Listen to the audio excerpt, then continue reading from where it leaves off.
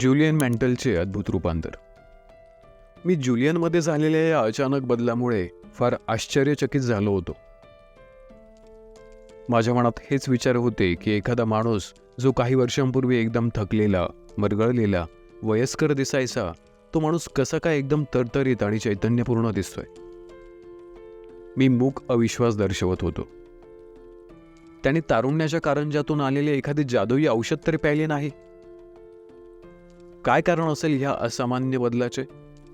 ज्युलियनने सांगायला सुरुवात केली की या स्पर्धात्मक जगामध्ये आणि त्याच्या वकिलीच्या व्यवसायात इतके चढउतार आले, इतक्या तणावपूर्ण केसेस आल्या की तो मानसिकरित्या आणि शारीरिकरित्या कोलमडला होता. हे धावपळीचे आयुष्य आणि कामाची कधीही न संपणारी मागणी ह्याने तो पुरता पोखरला होता. कामातला सगळा रस संपून गेला होता. तो फक्त यांत्रिकरित्या काम करायचा. त्याचा हृदयविकाराचा झटका एक वरवर दिसणारे लक्षण होते. कामाचा सतत दबाव आणि रोजची धकाधकीची जीवनशैली ह्याने तो पार मोडून गेला होता. जेव्हा डॉक्टरांनी सांगितले की वकिली करण्याचे सोडून द्या किंवा जगण्याची आशा सोडा, तेव्हा तो मनाशी म्हणाला की आपल्या शरीरातल्या चैतन्याच्या ठिणगीला प्रज्वलित करण्याची सुवर्ण संधी हाती आली आहे. ही ठिणगी कधीचीच विझली होती. ह्या सुवर्ण संधीचा फायदा करून घ्यायचा, कारण वकिली करण्यात आता काहीही आनंद उरला नव्हता. ज्युलियन अगदी उत्साहात सांगत होता की तो ही सगळी ऐहिक सुख सोडून भारतात गेला, ज्या भारतात जुन्या परंपरा आणि काहीतरी गूढ आणि दैवी वातावरण होते. तो तिथे खूप भटकला. एका छोट्या खेडेगावातून दुसऱ्या, कधी पायी, कधी बस, तर कधी रेल्वेने. तेथे तो नव्या चालीरीती शिकला, अमाप निसर्ग सौंदर्य अनुभवले, भारतीयांचे आदरातिथ्य अनुभवले, प्रेमळपणा अनुभवला. खरोखर ज्यांच्याकडे स्वतःचे असे फार थोडे होते, त्यांनी देखील खुल्या दिल्याने ह्या परदेशी पाहुण्याचे स्वागत केले. जसा जसा थोडा काळ मध्ये गेला तशी ज्युलियनची प्रकृती सुधारायला लागली. खुल्या वातावरणात, निसर्गाच्या सानिध्यात त्याच्या शरीरात असे चैतन्य खेळायला लागले जे अगदी लहान असताना त्याने अनुभवले होते. त्याला हळूहळू शांत आणि आनंदी वाटायला लागले. त्याची नैसर्गिक उत्कंठा, कल्पकता आणि उत्साह हळूहळू परतायला लागला होता. जीवनातले हास्य परतत होते. ज्युलियन जरी या अनोख्या देशातला प्रत्येक क्षण आनंदात जगत होता, पण अतिश्रमाने थकलेल्या शरीर आणि मनाला विश्रांती हा एवढा ह्या प्रदीर्घ भारताच्या प्रवासाचा एकच हेतू नव्हता. तर त्याने मला विश्वासात घेऊन सांगितले की त्याला स्वत्व शोधायचे होते, परिपूर्ण आणि अर्थपूर्ण आयुष्य जगायचे होते. त्याचे प्राधान्य त्याने जुन्या भारतीय चालीरीती आणि प्राचीन भारतातले चिरंतन सुख आणि परिपूर्ण आयुष्याचे तंत्र आत्मसात करण्यासाठी दिले होते. जॉन, मी काही अतिशयोक्ती करत नाही, पण तिथे गेल्यावर माझे अंतर्मन सांगायला लागले की मी एका दैवी आणि गूढत्वाच्या प्रवासाला चाललोय. माझ्यातले जे चैतन्य नाहीसे झाले होते ते मला प्राप्त होणार आहे. माझ्या दृष्टीने हा काळ मुक्त स्वातंत्र्याचा होता. जसा जसा तो जास्त भटकला तसे तसे त्याला कळले की काही भारतीय योगी 100 वर्षापेक्षाही जास्त जगलेले आहेत. त्यांच्या वयापेक्षाही त्यांनी स्वतःचे आयुष्य अतिशय उत्साहात आणि तारुण्यात घालविले आहे. ज्युलियनने ह्या योग्यांबद्दल जेव्हा जास्त माहिती मिळवली, तेव्हा त्याला समजले की त्यांनी स्वतःच्या मनावर कसा ताबा मिळवला होता. त्यांच्यात एका प्रकारची दैवी शक्ती एकवटली होती. मग ज्युलियननी ह्या योग्यांना भेटून हे तंत्र शिकून घ्यायचा ध्यासच घेतला. हे तंत्र आत्मसात करून आपल्या रोजच्या जीवनात याचा उपयोग करायचे त्याने ठरविले. त्याच्या सुरुवातीच्या प्रवासात तो अनेक योगी आणि महान गुरूंकडे राहिला. त्या लोकांनी सुद्धा ज्युलियनचे स्वागत मनमोकळेपणाने केले. त्यांच्या जवळचे अनमोल ज्ञानाचे भांडार याच्यासाठी खुले केले. भारतातल्या प्राचीन मंदिराचे वैभव, तिथली पवित्रता या सर्वांचे वर्णन ज्युलियनने करण्याचा प्रयत्न केला. ह्या मंदिरांच्या इमारती ज्ञानाच्या भांडाराजवळ एखाद्या इमानी द्वारपालासारख्या उभ्या होत्या. सभोवतालचा तो पवित्र परिसर पाहून ज्युलियनचे मन भरून आले. मी पूर्वेकडच्या प्रवासाला जाण्याचे धाडस केले. तो काळ माझ्या दृष्टीने अगदी सुवर्ण काळच होता. मी हा असा थकलेला वयस्कर वकील, स्वतःचे सर्वस्व विकलेला, अगदी रेसच्या घोड्यापासून ते रोलेक्सच्या घड्याळापर्यंत जे काय थोडेफार मी बरोबर नेले होते ते सतत माझ्याजवळ एका पिशवीत होते. पण काय रे, सगळे असे सोडून जाणे फार अवघड होते का? माझी उत्सुकता मी फार काळ ताणू शकलो नाही. उलट अतिशय सोपे होते. माझे सर्वस्व विकून जगातली सर्व ऐहिक सुख सोडून जाण्याचा माझा निर्णय साहजिकच होता. अल्बर्ट कॅमस एकदा म्हणाला होता, सर्व सुखांचा त्याग करण्यातच खरे दातृत्व आहे. आणि मी हेच केले. माझ्या अंतर्मनाचेच मी ऐकले. मी जेव्हा माझ्या पूर्व आयुष्याचे गाठोडे मागे सोडले, त्या क्षणी आयुष्य अगदी साधे, सरळ आणि सोपे झाले. ज्या क्षणी मी मोठ्या सुखाच्या आणि आनंदाच्या मागे धावणे सोडले, त्या क्षणी मी आयुष्यातली छोटी छोटी सुख अनुभवायला लागलो. अगदी चांदण्या रात्री तासनतास चांदण्यांकडे बघत बसण्यापासून ते उन्हाळ्याच्या दिवसात सकाळी सूर्यकिरणांमध्ये न्हावून निघण्यापर्यंत सर्व काही. भारतात ज्ञानाचे एवढे भांडार आहे की मागची आठवण मला फार क्वचितच आले. इतके सर्व काही शिकायला मिळाले तरी जुलियनची ज्ञान संपादन करण्याची भूक मात्र भागली नव्हती. त्याला हवे होते ते प्राचीन काळचे परिपूर्ण आयुष्याचे तंत्र आणि मंत्र त्याला काही सापडले नव्हते. भारतात येऊन त्याला 7 महिने झाले. तेव्हा त्याला वाटले की खऱ्या अर्थाने पहिल्यांदाच आपले ध्येय पूर्ण करायला दिशा मिळाली आहे.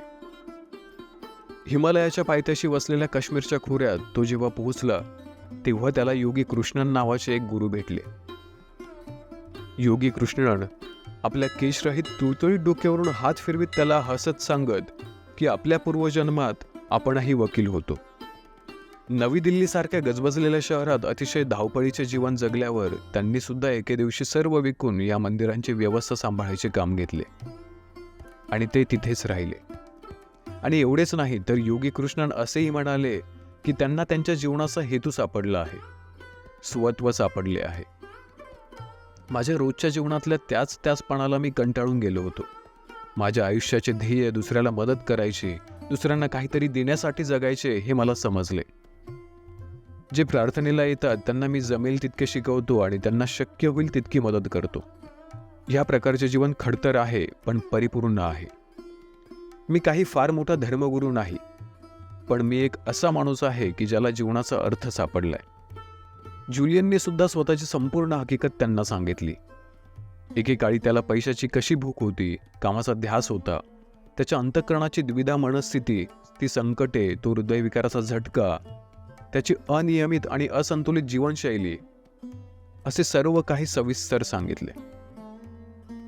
मी अगदी याच मार्गावरून गेलो आहे.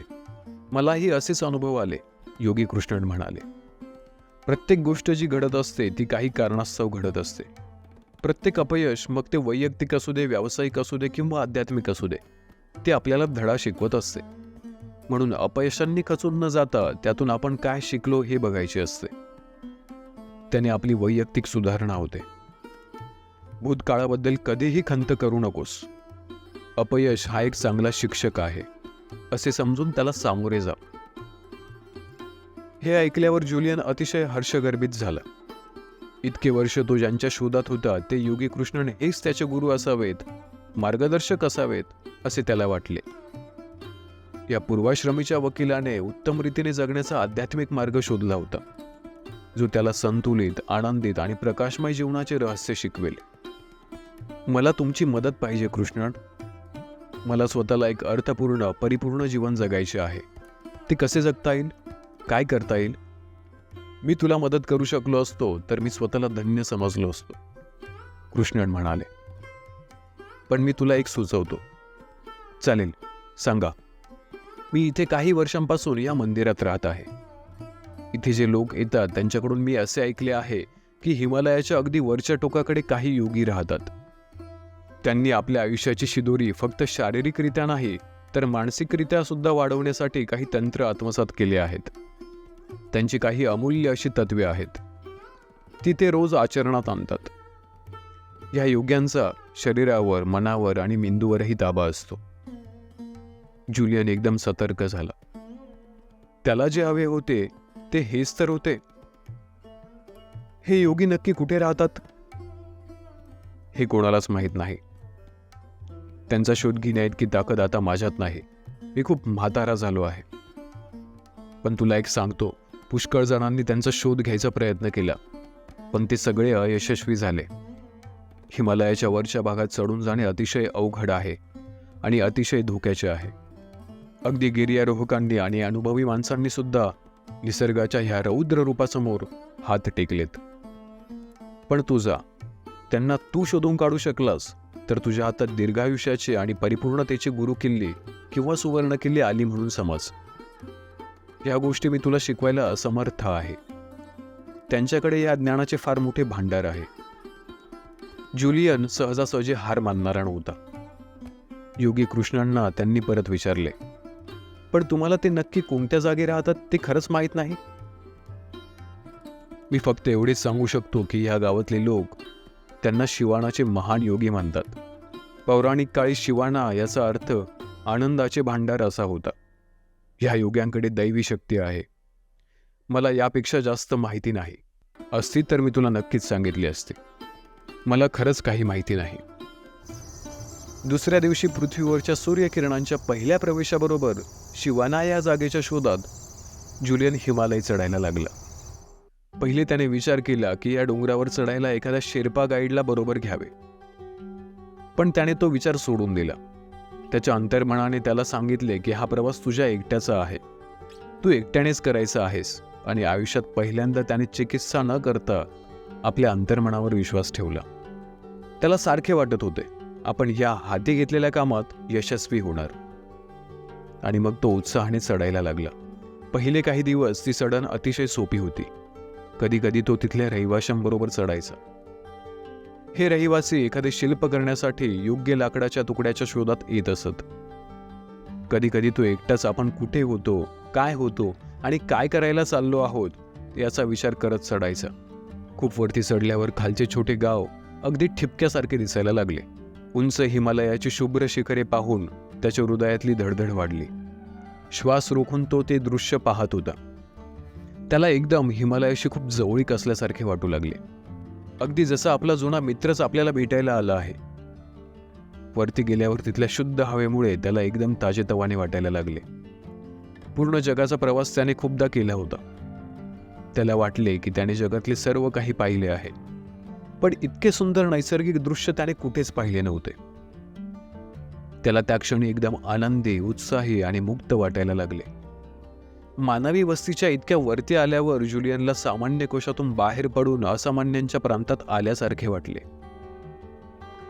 मला एकदम माझ्या मनात चाललेल्या विचारांची खळबळ जाणवली.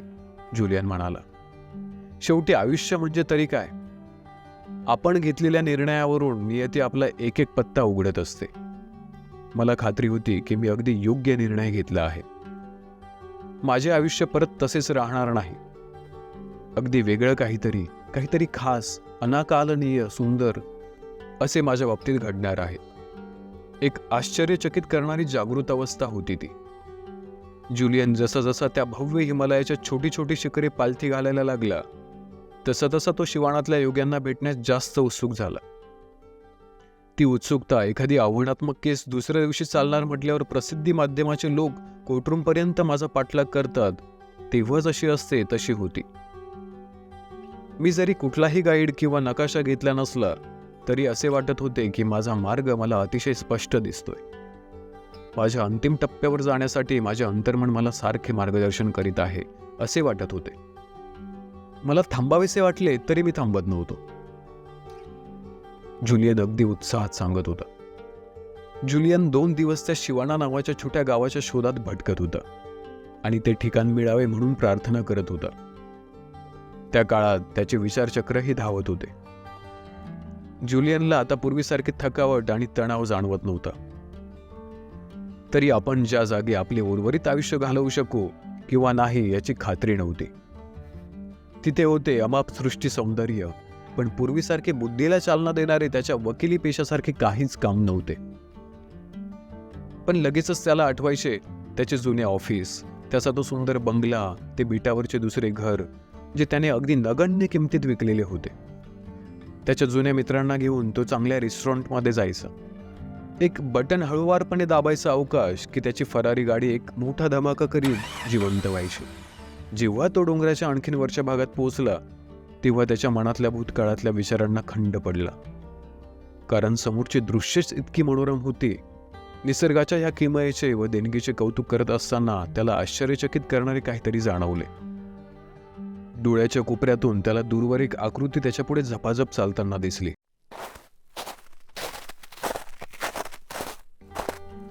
त्या व्यक्तीने विचित्र प्रकारचा एक तांबड्या रंगाचा पायगोळ जगा घातलेला होता. त्याचे डोके आणि मान एका निळ्या रंगाच्या टोपीमुळे झाकली होती.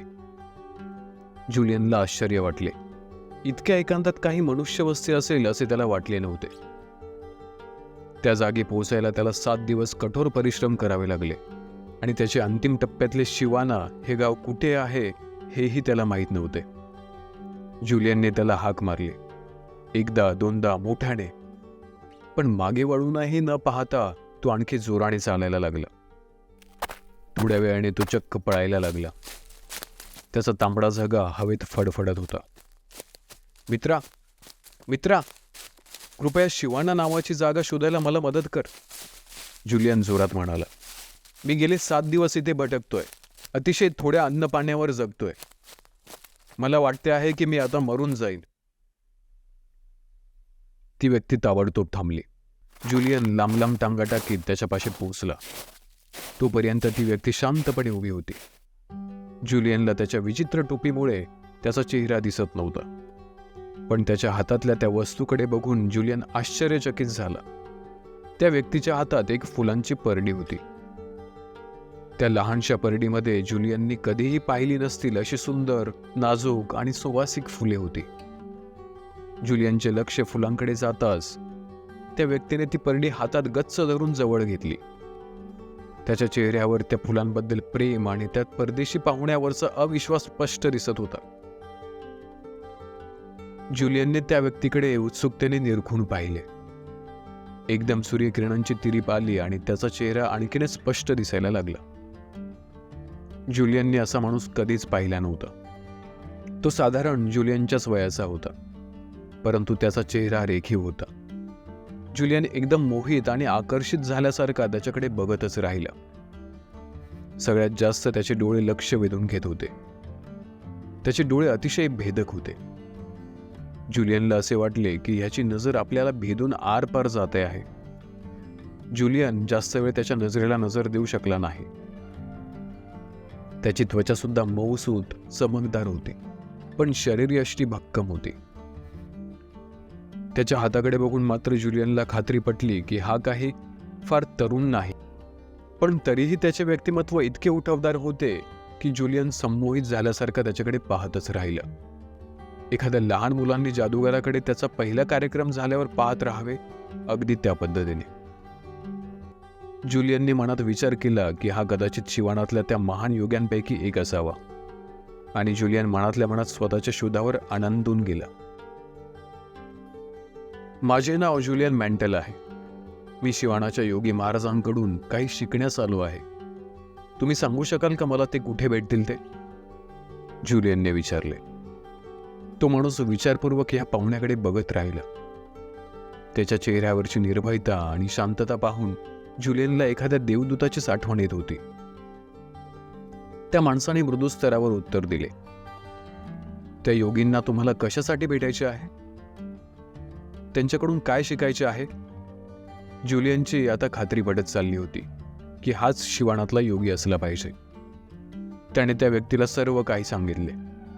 या प्रवासाचे प्रयोजन सुद्धा सांगितले. अगदी पहिल्यापासून त्याने वकिलीत कसे यश मिळविले, कीर्ती, पैसा आणि सर्व काही मिळवले. मग तो कसा आतून पोखरत गेला, आजारी पडला, सर्वस्व विकून इकडे आला, त्याची जीवनशैली कशी धकाधकीची, तणावपूर्ण आयुष्य जगा आणि तरुणपणी मरा अशी होती. योगी कृष्णन जे पूर्वी नवी दिल्लीला वकील होते त्यांच्याबद्दलही सांगितले. आणि तो स्वत्वाचा शोध घेण्यासाठी, अर्थपूर्ण आयुष्य जगण्यासाठी, परिपूर्णतेसाठी आणि चिरंतन सुखासाठी इथे आला आहे हेही सांगितले. ती व्यक्ती शांत चित्ताने हे सर्व ऐकत होती. इतके सांगितल्यावर आनंदात मग्न असण्याचे आणि मनावर ताबा मिळवण्याचे प्राचीन तंत्र शिकण्यासाठी तो इथे आला आहे ही त्याची मनाची इच्छा बोलून दाखवल्यावर तो जुलियनच्या खांद्यावर हात ठेवून म्हणाला, जर तुला खरोखरच मनापासून हे तंत्र आणि मंत्र शिकायचे असतील तर ते तुला शिकवणे हे माझे कर्तव्य आहे. मी खरोखरीच शिवाणामधल्या त्या योग्यांपैकी एक आहे ज्यांच्या शोधात तू इथपर्यंत आला आहेस. कित्येक वर्षानंतर कित्येक अयशस्वी लोकांपैकी तू पहिला आहेस ज्यांनी आम्हाला शोधून काढले आहे. मला खरोखरीच तुझ्या जिद्दीचे आणि चिकाटीचे कौतुक वाटते. तू खरोखर एक चांगला वकील असला पाहिजेस, त्याने सांगितले. थोडा वेळ थांबून तो म्हणाला, तुझी इच्छा असल्यास तू माझ्याबरोबर ये आणि माझ्या मंदिरात, जे इथून बरंच लांब आहे, तिथे माझा पाहुणा म्हणून राहा. अजून काही तास तुला चालावे लागेल. तिथे माझे बंधू आणि बहिणी आहेत. ते सर्वजण तुझे स्वागतच करतील. आम्ही सर्व मिळून आम्हाला जे तंत्र माहीत आहे ते तुला शिकवू. आम्हाला हे ज्ञान आमच्या पूर्वजांकडून मिळाले आहे. पण आमच्या एकांतवासाच्या जगात मी तुला नेण्यापूर्वी आणि आमची सारी गुपिते आणि ज्ञानाचे भांडार उघडण्यापूर्वी मला तुझ्याकडून एक वचन हवे आहे. जेव्हा तू हे सर्व शिकशील तेव्हा तू तुझ्या देशात जा आणि तिथे तुमच्या लोकांना हे शिकव. आम्ही जरी एकांतवासात इथे असलो तरीही तिथे काय चालले आहे हे आम्हाला माहिती आहे. तुम्ही लोक तिथे कसे जगत आहात, किती तणावपूर्ण वातावरण आणि द्विधा मनस्थितीत जगत आहात हे आम्हाला माहिती आहे. तू तिथे जाऊन त्यांना हा आशेचा किरण दाखव.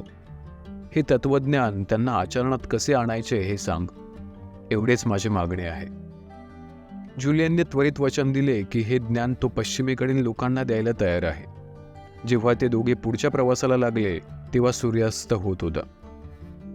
असे वाटत होते की एखादा आगीचा गोळाच दिवसभराच्या कामाने थकून झोपे गेलेला आहे. जुलियनने मला सांगितले की तो क्षण तो कधीही विसरणार नाही. या भारतीय युगाबरोबर चालताना त्याला असे वाटत होते की आपला एक भाऊच आपल्याबरोबर चालला आहे, जो आपल्याला जे इच्छिले ते सर्व काही शिकवणार आहे.